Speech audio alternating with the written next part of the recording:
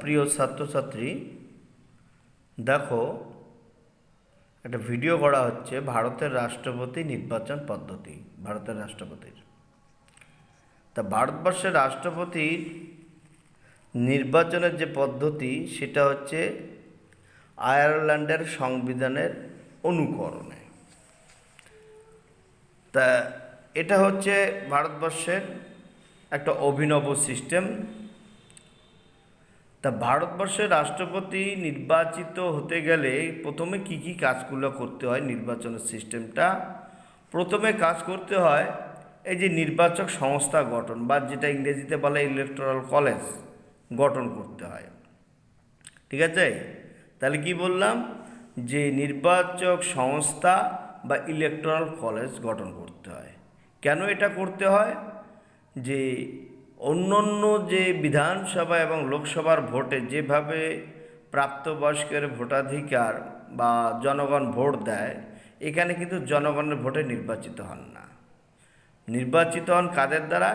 আমরা যে সার্বিক প্রাপ্তবয়স্ক যারা আমরা আছি, আমরা যে ভোট দেই এমএলএ এমপিদের, সেই আমাদের হয়ে তারা রাষ্ট্রপতিকে ভোট দেন। হ্যাঁ, তা ফলে এই পার্লামেন্টের উভয় কক্ষের, অর্থাৎ কারা কারা এর সদস্য নির্বাচক সংস্থার? এই নির্বাচক সংস্থার সদস্য হচ্ছে এই যে এলএস মানে লোকসভা এমপি, এই যে 543, আর রাজ্যসভা আরএস এমপি 233, মোট 776 জন এমপি। এরা হবে নির্বাচক সংস্থা সদস্য। আর কারা?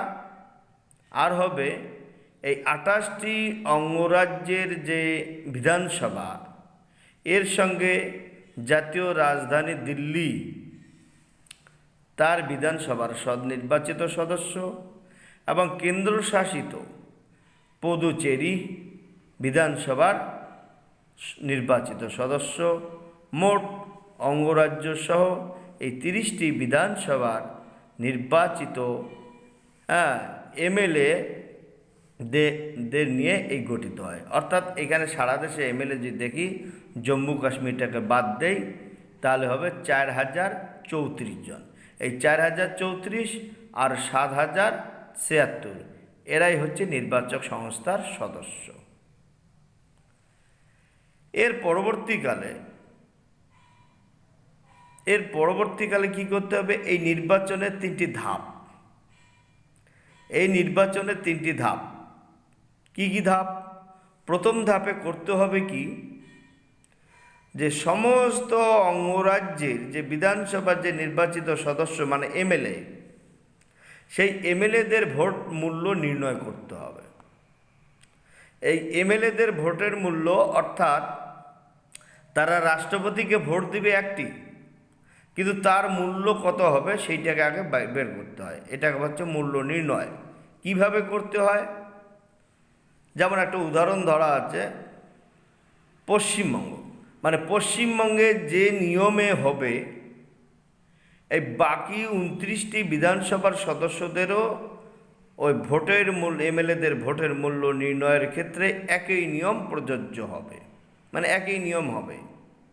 যেমন পশ্চিমবঙ্গে তা ধরি, যেহেতু আমরা এই রাজ্যে বসবাস করি, তাহলে পশ্চিমবঙ্গের সর্বশেষ জনসংখ্যা অনুসারে, অর্থাৎ সংবিধানে বলা আছে 226 সালের পরে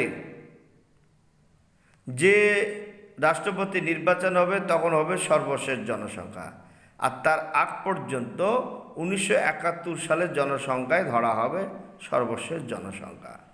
তাহলে 1971 সালের জনসংখ্যা অনুসারে পশ্চিমবঙ্গের সর্বশেষ জনসংখ্যা হচ্ছে 4,43,12,011 জন। এই যে জনসংখ্যাটাকে পশ্চিমবঙ্গের বিধানসভার নির্বাচিত সদস্য সংখ্যা মানে এমএলএর সংখ্যা 294, এই 294 কে দিয়ে এটাকে ভাগ করতে হবে। ঠিক আছে, দেখো ভাগটা কিভাবে করা হলো। 294 এটা হলো এমএলএদের নির্বাচিত সদস্য সংখ্যা, আর কাকে ভাগ করব? পশ্চিমবঙ্গের সর্বশেষ জনসংখ্যা অর্থাৎ 1971 সালের। এবার 2026 সালের পরে হিসাবটা বদলে যাবে। তাহলে 4,43,12,011 জন। এইটাকে আমরা কি করব? এই 294 দিয়ে ভাগ। দেখো প্রথম ভাগ 1 যদি বাদ দেই তাহলে হবে কি 294। তাহলে এখান থেকে এটাকে বাদ দাও, দেখো 149। আমরা 1 যদি নিয়ে আসি তাহলে 1491। ঠিক আছে, এবার 5 যদি 294 5 দিয়া করলে কত হয়? দেখো 1470। ঠিক আছে, তাহলে হবে 1470। এই যে 1470 বসানো হলো। 1470 বসালে বিয়োগ করে দেখা যায় 21 আসবে। তাহলে 21 আসবে। তাহলে 21 হলে কি যাবে? যাবে না। তার জন্য কি করব? আমরা এই 2টাকে এখানে নিয়ে আসলাম। তাহলে হলো 212। তবু যায় কি? যায় না। ভাগের নিয়ম অনুসারে একটা শূন্য বসবে। এই যে শূন্য বসানো হলো, তাই এখানে শূন্য এলো। তাহলে কত হলো? 2120।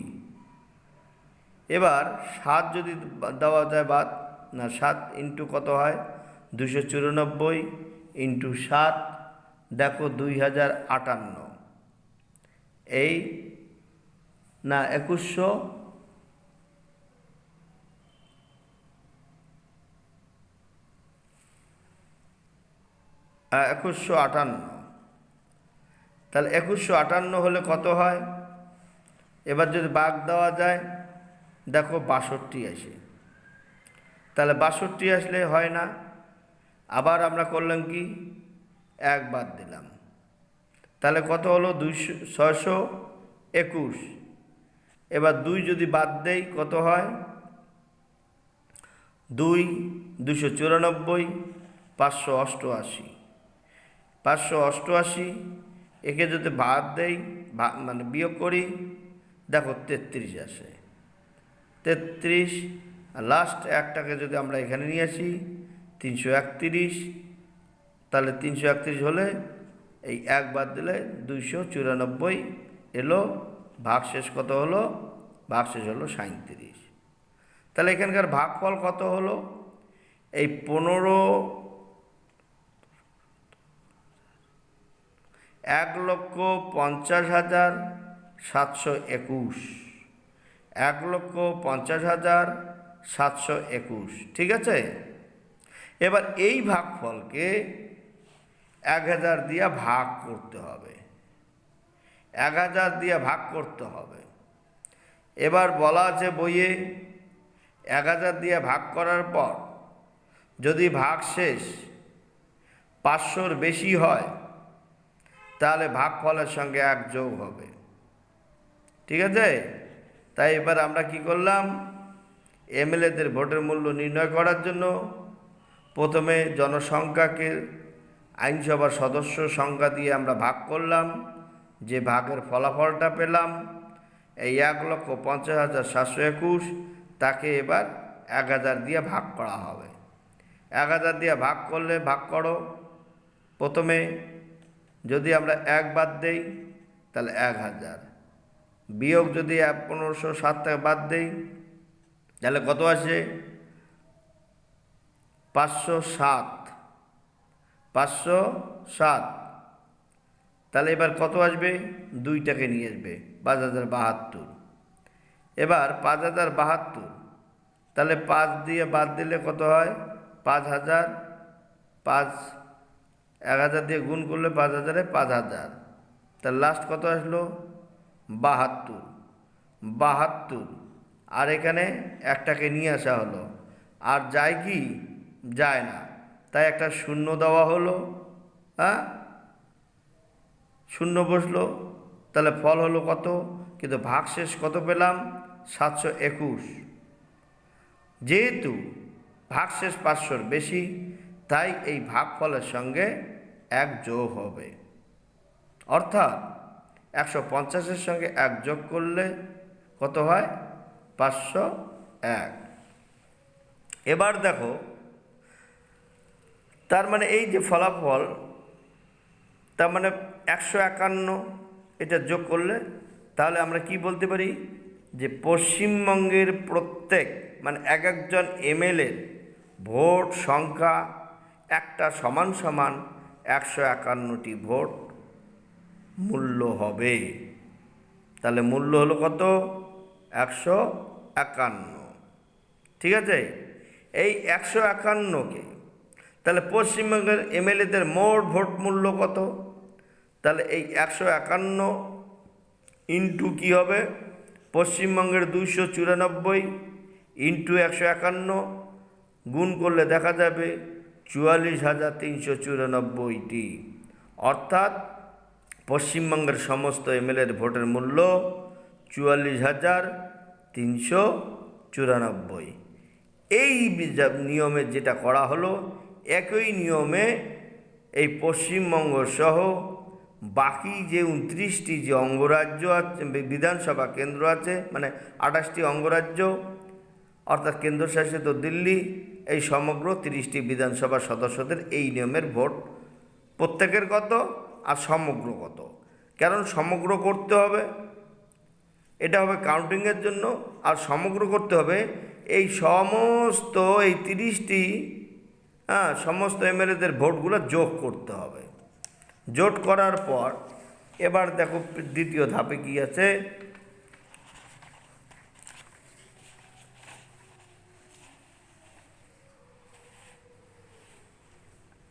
হ্যাঁ, এবার হলো প্রথম কাজ কি গেল? প্রথম ধাপ এমএলএদের ভোট নির্ণয়। ঠিক আছে, এবার দ্বিতীয় ধাপ, এই যে এমএলএদের ভোট নির্ণয় করা হলো এবং সমগ্র 28টি অঙ্গরাজ্য সহ ওই যে জাতীয় রাজধানী এবং পৌডুচেরি কেন্দ্রশাসিত অঞ্চল 2টি, এই হলো 30টি এমএলএদের ভোট সবগুলোকে যোগ করা হবে। হ্যাঁ, সবগুলো যোগ করার পর যে সংখ্যা হবে, যে সংখ্যাটা হবে এমএলএদের ভোটের সংখ্যা যা হবে মূল্য, তাকে পার্লামেন্টের উভয় কক্ষের অর্থাৎ আইনসভার, কেন্দ্রীয় আইনসভার, লোকসভা ও রাজ্যসভার যে মোট সদস্য সংখ্যা 773, অর্থাৎ লোকসভার হচ্ছে 543, রাজ্যসভা 233, মোট হচ্ছে 776 জন। এই 776 দিয়ে ওই সমগ্র এমএলএদের যে ভোট মূল্য তাকে ভাগ করতে হবে। এবার এই ক্ষেত্রে ভাগ শেষে যদি মানে ভাজ্যের অর্ধেকের বেশি, মানে 776-এর অর্ধেক 388, তার বেশি যদি হয়, মানে 500-এর বেশি যদি হয়, ভাগফলের সঙ্গে 1 যোগ করতে হবে। যে ফলাফল পাওয়া যাবে তা হবে পার্লামেন্টের এক একজন সদস্যের ভোটের মূল্য। তাহলে এবার দেখো কি করা হলো। এবার ভাগ শেষে যদি দেখা যায় অর্ধেক বেশি, এই কথাটা বলা হলো। যেমন ধরে নেওয়া হলো, উদাহরণ দিচ্ছি, এই 30টি বিধানসভার এমএলএদের মোট ভোট মূল্য কত পেলাম? যেমন পশ্চিমবঙ্গেরটা পেলাম 44,000 কত সামথিং। ঠিক অন্য অন্য রাজ্যের সমস্ত রাজ্যের মিলিত এমএলএদের ভোট দেখা গেল 6,75,473টি ভোট, এটা মূল্য। ঠিক আছে, এবার এটাকে কি করতে হবে? এটাকে ওই এমপি অর্থাৎ পার্লামেন্টের উভয় কক্ষের সদস্য দিয়ে ভাগ করতে হবে। এই যে ভাজক, ভাজ্য, ভাগফল, ভাগশেষ। যদি আমরা 500-এর বেশি পাই বা ভাজ্যের অর্ধেকের বেশি হয়, তাহলে ওই ভাগফলের সঙ্গে এক যোগ হবে। এবার ভাগটা করি দেখা যাক। তাহলে কি বললাম, 6,75,473, তাকে কত দিয়ে ভাগ, পার্লামেন্টের উভয় কক্ষের মোট সদস্য সংখ্যা 776 দিয়ে ভাগ হবে। দেখো প্রথমে 776 ইন্টু 8 কত হয়, 6,208, এই যে 6,208। এবার যদি আমরা বিয়োগ করি 546 পাবো। তাহলে প্রথমে এই যে 7 এখান থেকে নিয়ে আসলাম কেটে, তাহলে কত হলো 54,66। এবার 7 বাদ দিলে 54,32, এবার করলে কত আসে 35। আবার 3টা নিয়ে আসা হলো, দেখা গেল 353। তাহলে 776 দিয়ে তো এটাকে করা যায় না, তাই একটা কত বসলো, 0 বসলো। ঠিক আছে। আর ভাজকের অর্ধেক বলতে কত, 388, এখানে কত আছে 353, তাই ভাজকের অর্ধেকের বেশি নয়, অর্ধেকেরও কম, তাই আর নতুন করে এর সঙ্গে যোগ হলো না। তাই এবারে কি বলি, পার্লামেন্টের উভয় কক্ষের এক একজন সদস্যের ভোটের মূল্য কত, 770। তাহলে এমপিদের ভোটের মূল্য হচ্ছে 770, এমএলএদের পশ্চিমবঙ্গে ধরো 151, অন্য কোথাও 166, 65, কোথাও 200, কোথাও 300, কোথাও 400, কোথাও 500, এক এক জায়গায় এক এক রকম হতে, সেটা হলো জনসংখ্যার উপর ভিত্তি করে হয়। ঠিক আছে, যাক এই কথাটা বলা হলো। এবার কি হবে, এই যে এমএলএদের ভোটের মূল্য একরকম, এক এক অঙ্গরাজ্যের এমএলএদের ভোটের মূল্য একরকম, এইটাকে বলা হচ্ছে সমানুপাতিক। এবার দ্বিতীয় ধাপ হয়ে গেল। এবার তৃতীয় ধাপে কি হবে, এবার খুব ইন্টারেস্টিং। দেখো তৃতীয় ধাপ,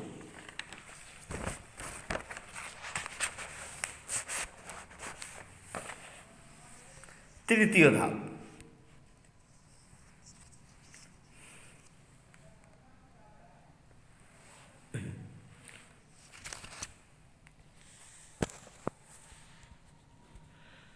তৃতীয় ধাপ কি,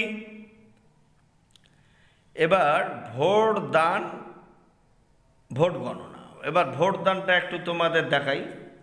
মনে করো এই যেগুলো, এই যে কিছু নিয়ে এসেছি ব্যালট। এবার ভোটটা কি দিবে, কিভাবে দিবে, দেখো রাষ্ট্রপতি নির্বাচনে একটা মজা কি, যতজন প্রার্থী হোক সবাইকে ভোট দেওয়া যায়।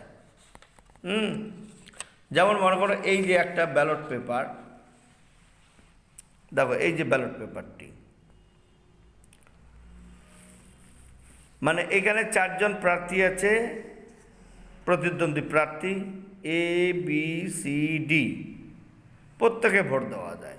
ভোট দেওয়ার নিয়ম হচ্ছে, এখানে কিন্তু কোনো চিহ্ন থাকে না, যারা প্রার্থী দাঁড়ায় তাদের ভোট দিতে হয় এইভাবে, যাকে তুমি প্রথম পছন্দ করো তাকে 1 দিতে হবে, যাকে তুমি দ্বিতীয় পছন্দ করো তাকে 2, যাকে তুমি তৃতীয় পছন্দ করো তাকে 3, যাকে তুমি শেষ পছন্দ করো তাকে 4। এইভাবে 1 2 3 4 করে দেওয়া যায়। তুমি হ্যাঁ একজনকে পছন্দ করো, বাকিদের করো না, সেও দেওয়া যায়। কিন্তু প্রথম পছন্দের ভোট তোমাকে অবশ্যই জানাতে হবে। প্রথম পছন্দের ভোট যদি না জানাও তাহলে কিন্তু ক্যান্সেল হবে। তাহলে এইভাবে দেওয়া যায়। ঠিক আছে, এই একটা ব্যালট। আর একটা ব্যালট দেখাচ্ছি, এই যে ব্যালটটি, এখানেও দেখা যাচ্ছে একে পছন্দ দিল না, বিকেও দিল না, সিকে প্রথম পছন্দ দিল, ডিকেও কোনো পছন্দ নয়। এটাও কিন্তু বৈধ ভোট, এটাও বৈধ ব্যালট। ঠিক আছে, ওকে। আর একটা দেখাচ্ছি, এই যে ব্যালটটি, এবার এই যে ক্যান্ডিডেট, এখানে দেখো এ কে দিল দ্বিতীয় পছন্দ, বি কে দিল তৃতীয় পছন্দ, সি কে দিল চতুর্থ পছন্দ, ডি কে দিল পঞ্চম। 1 নম্বর পছন্দ জানিয়েছে, জানায়নি, তাই এই ব্যালটটি ক্যান্সেল, অর্থাৎ এই ভোটটাই ক্যান্সেল হয়ে গেল। এইভাবে অনেক ভোট ক্যান্সেল হয়। যাই হোক, এইভাবে ভোট হয়ে গেল। এবার কাউন্টিং শুরু হবে। কাউন্টিং শিটটা এইরকম থাকে। দেখো এবার কাউন্টিং শিট কীরকম, এই যে প্রার্থী এ বি সি ডি। এবার দেখা গেল প্রথম পছন্দ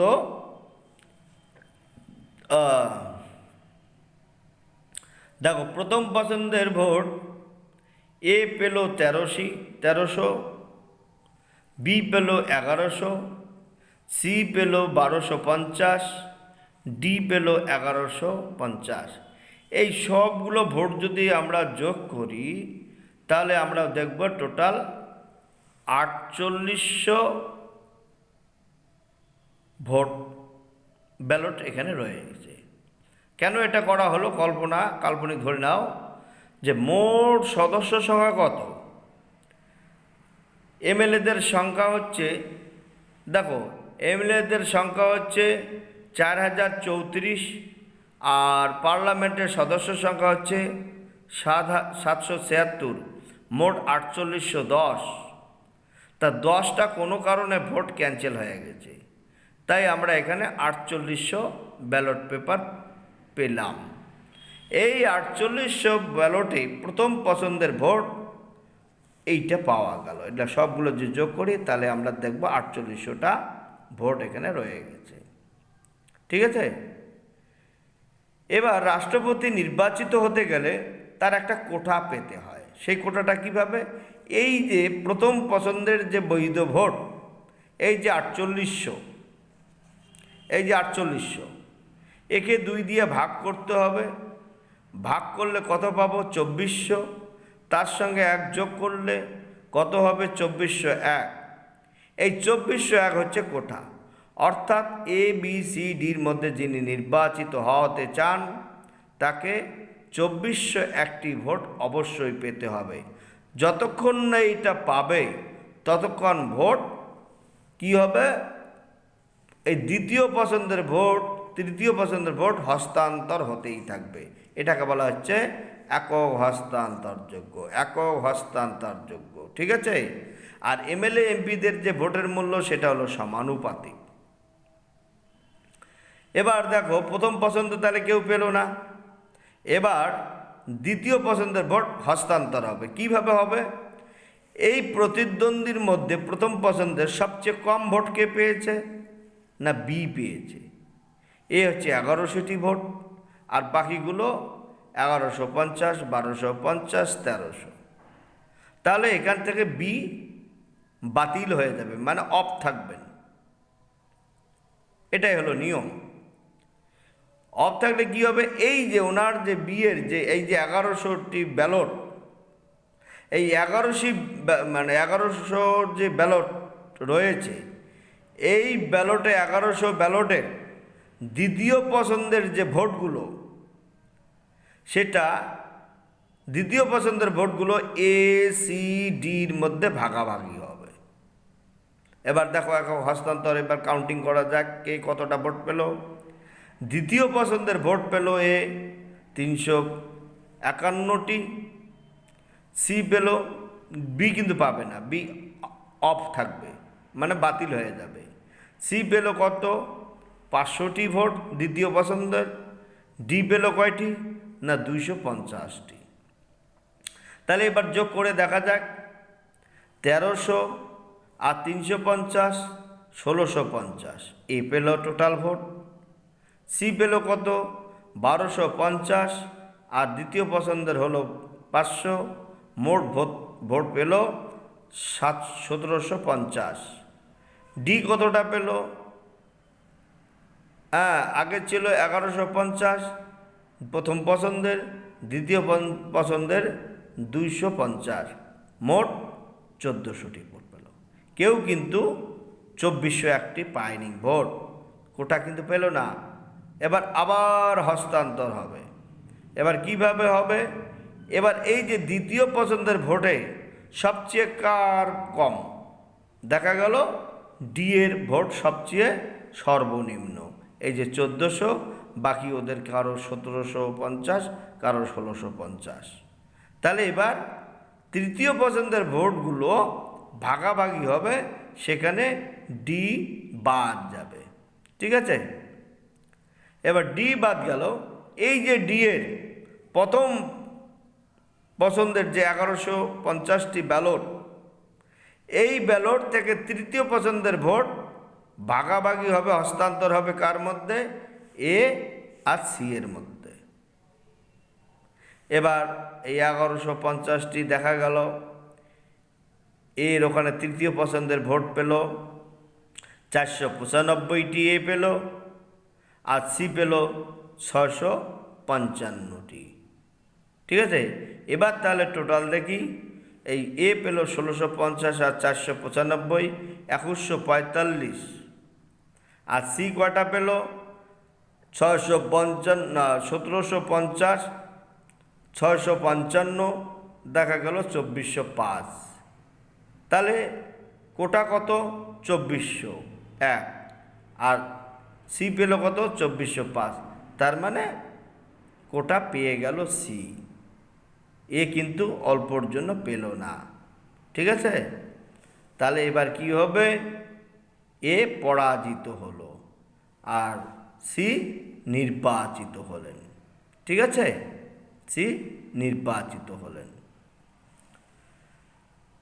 এই যে এখানে দেওয়া আছে প্রথম পছন্দের ভোট কীভাবে কোটা বাইর করতে হয়, এবং মানে কে কখন অফ যাবে, কে কখন, সেইগুলো দেওয়া হলো।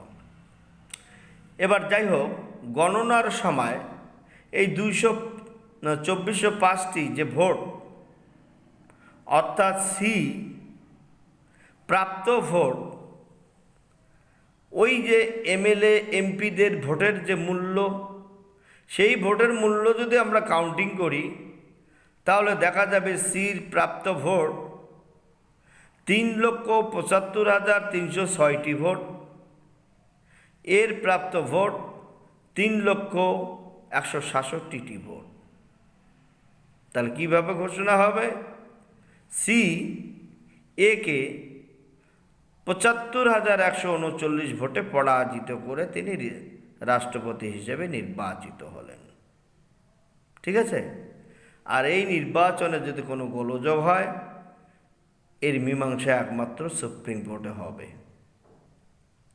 এই তোমাদের রাষ্ট্রপতি নির্বাচনের পদ্ধতি বলা হলো। যাই হোক, তোমাদের যদি কোনো প্রশ্ন থাকে তোমরা পাঠিয়ে দেবো। আশা করি তোমরা বিষয়টা বুঝে গেছো। একটু বই পড়ে নিবা আর সঙ্গে এটা ভিডিওটা দেখো। আশা করি 100% তোমাদের হয়ে যাবে। হয়তো তারপরেও যদি কিছু প্রশ্ন থাকে অবশ্যই তোমরা মেসেজ করে পাঠিয়ে দেবা।